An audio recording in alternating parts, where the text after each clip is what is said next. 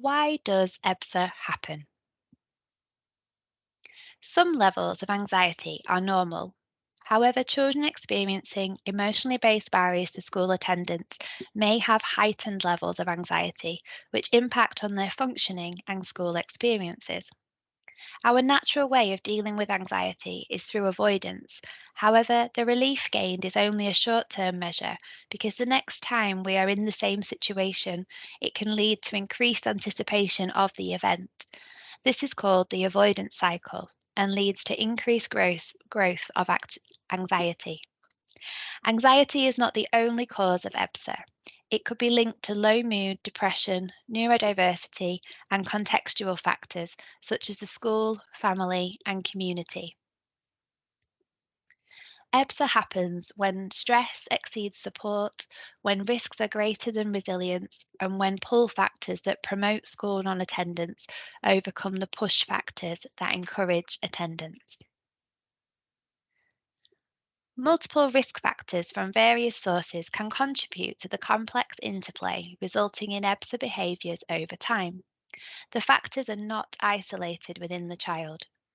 Therefore, a holistic approach involving the child, family, school, and supporting adults is essential.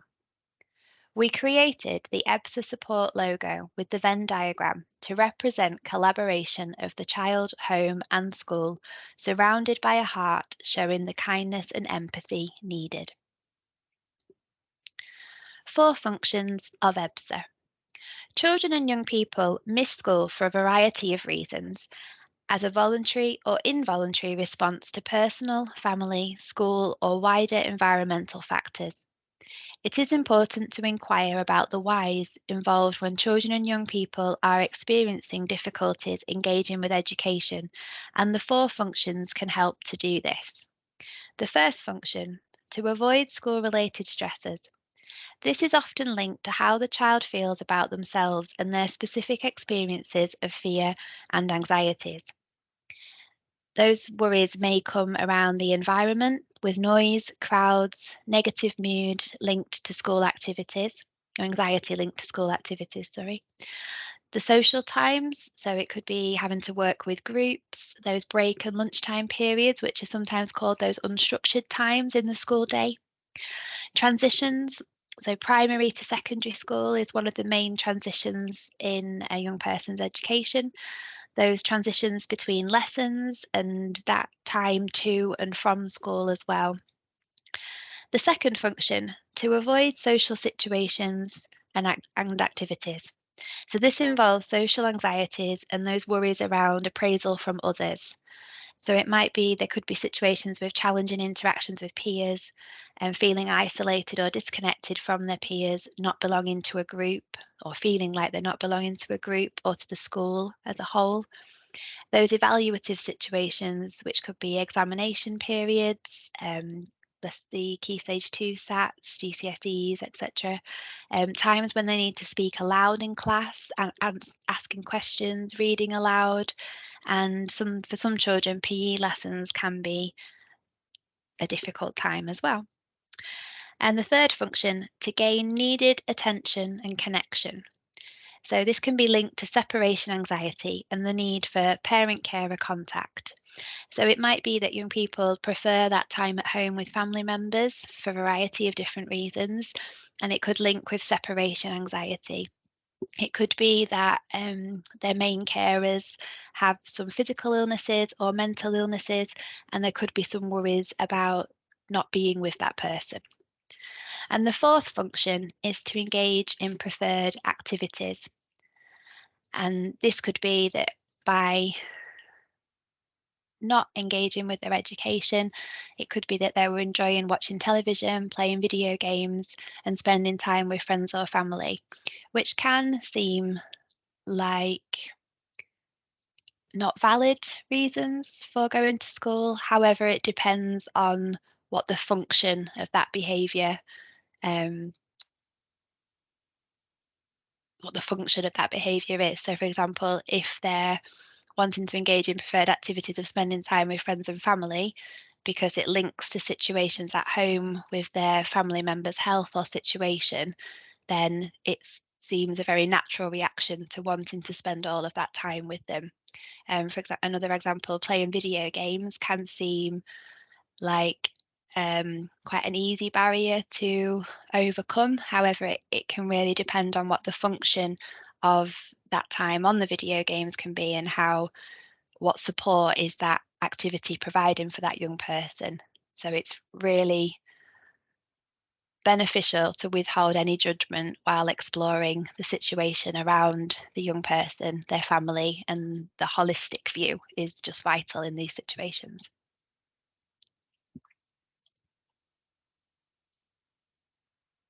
Resilience and risk factors. So here you can see like a seesaw with a school in the light and a school in the darkness. And this is to demonstrate that the balance of having those resilience factors and those risk factors. So the resilience factors, sometimes referred to as push factors, they could be that a young person might really thrive in their education, find learning quite easy and enjoy it, and have those positive educational experiences. That could be the development of positive relationships with peers and staff. They've developed a sense of belonging and safety. They have that enjoyment of lessons. They have easy interactions with their friends and staff. And they find the schoolwork meets their needs. It's challenging, but not too challenging, and things are working quite positively. The risk factors, sometimes referred to as pull factors, may be change in family dynamics.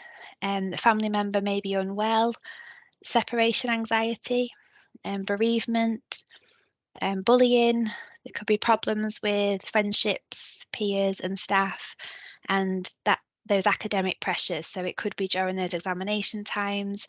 There could be some challenges with learning, that the areas that they're finding quite difficult, and many more.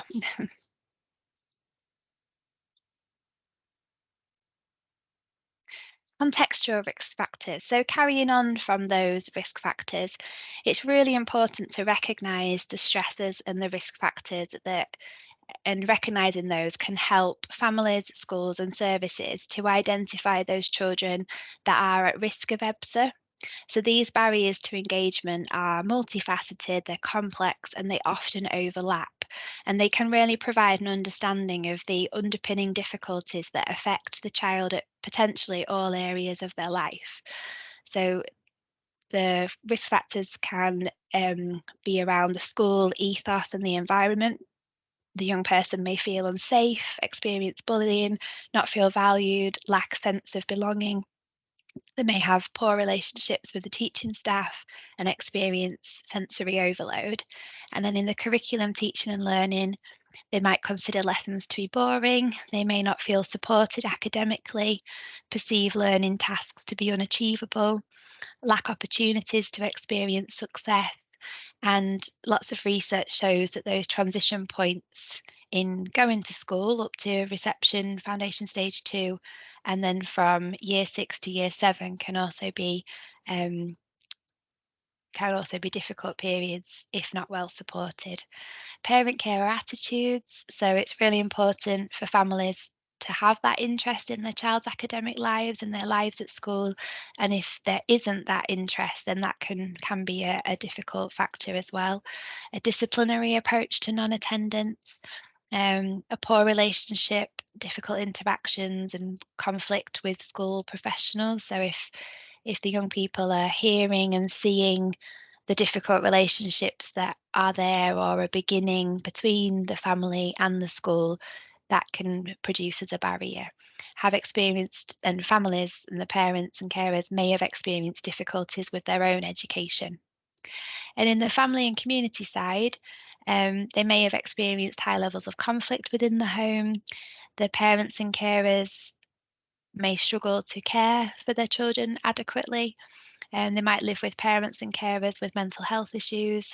There may have been bereavement in the family, sorry, and it depending on their neighbourhoods as well. So that was quite a lot of information about the risk factors, and there are probably many more, and each situation is completely unique, and no one person experiencing EBSA will have the same risk factors and protective factors. So it really is bespoke and individual, and therefore the support also needs to be bespoke, personalised, and individual. But it's vital that we also identify those resilience and protective factors so that they can be built upon to support the child and the family and the school to thrive, and for the young person to engage in education and have those high aspirations for themselves and to achieve the life that they would like to live. And focusing on these existing resilience factors can help to reframe the conversation around school to represent a more positive dialogue in a solution focused approach. So, what skills and support does the child already have, and what are they already doing and enjoying that can encourage and support them to engage with education? And these resilience and protective factors can be on an individual basis. So, looking at strengths and their interests. How can their confidence be increased? Is their confidence levels already really high? Positive relationships with school. Are they experiencing success in schools, and do they feel valued and they belong there? In the family situation, are there positive relationships in the family? Lots of positive parenting skills. Do the family understand and respond to the young person's needs and feelings? And is there a willingness to work with the school and with other partner agencies holistically? And then from the school perspective, those resilience factors can be positive relationships with members of staff, that flexible approach, reasonable adjustments, meeting the needs of the young person first, developing and responding to the young person's needs and their feelings.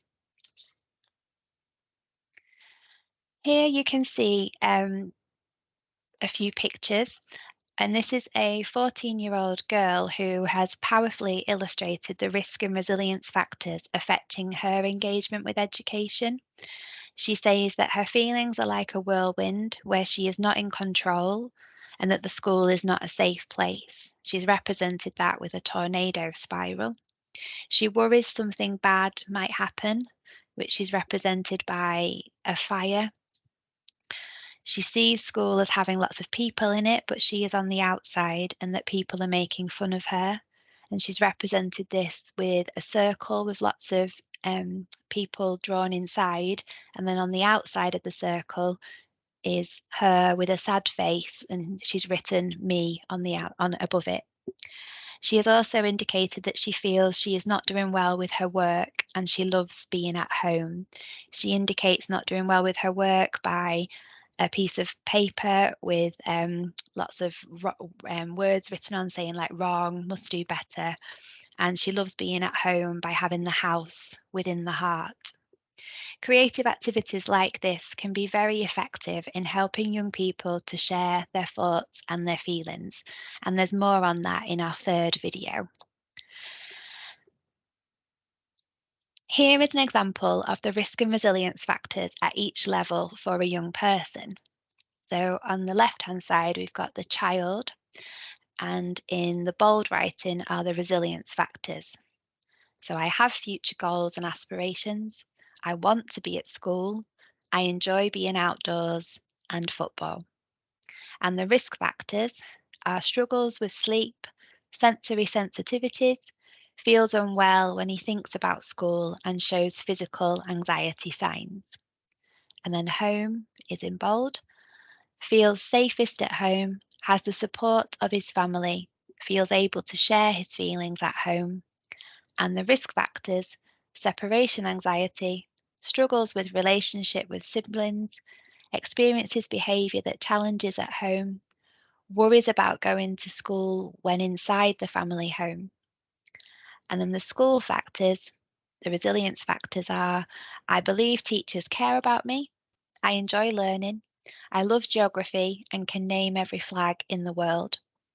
And the risk factors, worries about being restrained, I don't have any friends, it's too busy everywhere, struggles to go back to school after the holidays, doesn't have a consistent trusted adult.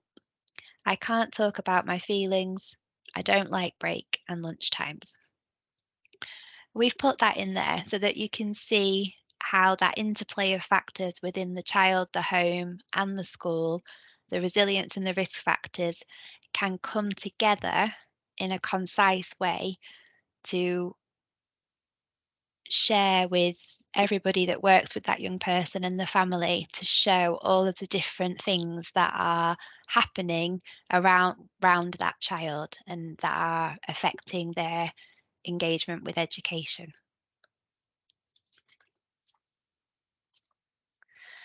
The early signs. So, when working with children and families reflectively, there are often many early warning signs that can be identified. So, these have been explained to us as that distress, so that crying and pleading about not wanting to go to school, difficulty getting ready for school or leaving the house, rumination and worry around school related issues, sleep problems, psychosomatic illnesses, which are headaches, tummy aches, when there's no underlying medical cause that can be found and the basis is thought to be emotional, may display defensive aggression as a means of trying to control a situation that feels out of control for that person. Identifying EBBSA. So there are indicators of EBBSA that you can look out for. These are significant difficulty in attending school frequently, resulting in absences from school, staying at home with the knowledge of the families and school staff, usually absence of antisocial behaviours, limited engagement with the community. This may mean that it's almost like their world has shrunk um, whilst experiencing EBSA, and emotional distress specifically linked to facing the prospect of attending school. Just as the combination of factors contributing to EBSA are complex and largely unique to the individual and their family, symptoms, and behaviour, they can also present in a variety of ways. So symptoms and behaviour, can also present in a variety of ways. Everyone needs to be aware that some children and young people experiencing EBSA appear to function well when they are in school. Likewise, they may happily socialise with friends outside school or attend clubs or activities. This can lead adults to question whether a pupil is really experiencing EBSA and can lead to potential misunderstandings with parents who are experiencing significant problems at the beginning or the end of the school day.